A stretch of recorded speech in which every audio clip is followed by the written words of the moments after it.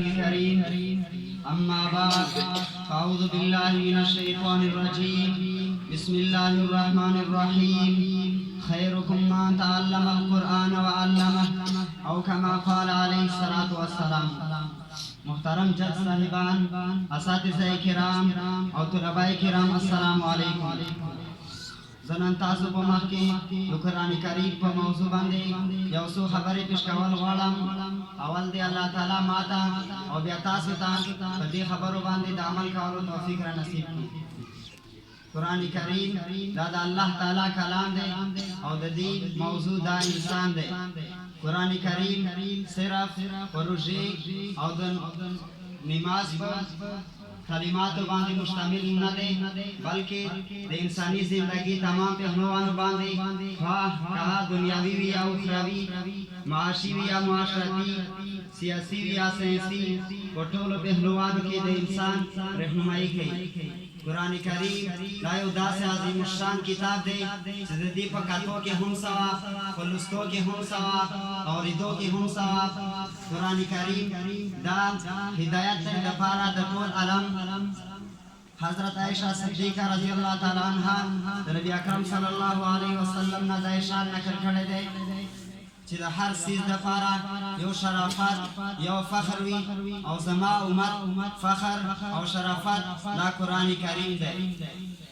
که څوک یو داسې مددگار غواړي، داسې ملګری غواړي چې په هره جګړه کې د هغه د طرفه جګړې ته تیار وي، نو دا قرآن مجید چې د سلطان السلاطین، ملک الملوک، د شهنشاه په دربار کې، د الله تعالی په دربار کې د خپل ویونکي دپاره جګړه کوي. که څوک یو داسې آسان تجارت غواړي چې په هغې کې محنت او مشقت هیڅ نه وي، نو دا قرآن مجید چې په یو حرف باندې 10 نیکیانې ورکوي، 10 ګناهونه معاف کوي او 10 درجې بلندوي. که څوک د بجلي د رڼا شوق لري چې په کمره کې 10 بلبونه لګولي وي، د دې دپاره چې کمره دې صفا وي، خوشګواره دې وي، نو نبی اکرم صلی الله علیه وسلم ارشاد مبارک دی چې قرآن مجید نه زیات نورانیت او رڼا دا په بل څه کې نشته.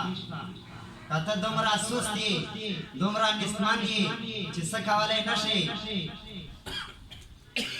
نو چوپ چاپ لاړ شه، په مدرسه کې په جومات کې کښېنه، د ماشومانو تلاوت واوره او په مفتو کې ثواب حاصلوه. ستا په کومه ادا باندې فدا شم، د ستا په کومه ادا باندې فدا شم، اداګانې په لکونو او بېقراره زړه مې یو دی. اکثر خلکو سره د خپل صحت ډېر فکر وي، هره ورځ لامبي، ورزشونه کوي، منډې وهي، د دې دپاره چې زما صحت دې ښه وي. نو نبي اکرم صلی الله علیه وسلم ارشاد فرمایلی دی چې سوره فاتحه کې د هر مرض شفا ده. اکثر خلکو سره دا شوق وي چې خزانې جمع کړي، مال جمع کړي، نو نبی اکرم صلی الله علیه وسلم ارشاد مبارک دی چې د ذخیره کولو قابل، جمع کولو قابل دا قرآن مجید دی. څومره چې د زړه غواړي جمع یې کړه، ذخیره یې کړه، چې د دې نه لویه خزانه دا بله نشته. کته د اسلام داویدار یې، د مسلمانۍ دوا دې وي، نبی اکرم صلی الله علیه وسلم حکم دی چې د قرآن کریم تلاوت داسې کوه څنګه چې د دې حکم دی.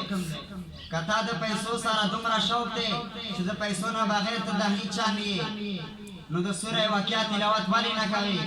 که ستا حاجتونه نه پوره کېږي، پریشان یې، نو سوره یاسین تلاوت ولې نه کوې؟ کتا د قبر د عذاب نه یره کېږي، برداشت کولی نه شې، نو سوره ملک تلاوت ولې نه کوې؟ حضرت عثمان رضی الله تعالی عنہ د نبی اکرم صلی الله علیه وسلم دا ارشاد نقل کړی دی چې بهترین کس هغه دی چې قرآن زده کړي او بیا نورو ته وښایي. نو موږ ته هم پکار دی چې قرآن کریم زده کړو، د دې په معنا او مقصد ځان پوهه کړو، ورباندې عمل وکړو او بیا نورو ته د قرآن کریم تعلیمات رسولو کوشش وکړو. واخر دعوانا الحمدلله رب العالمین.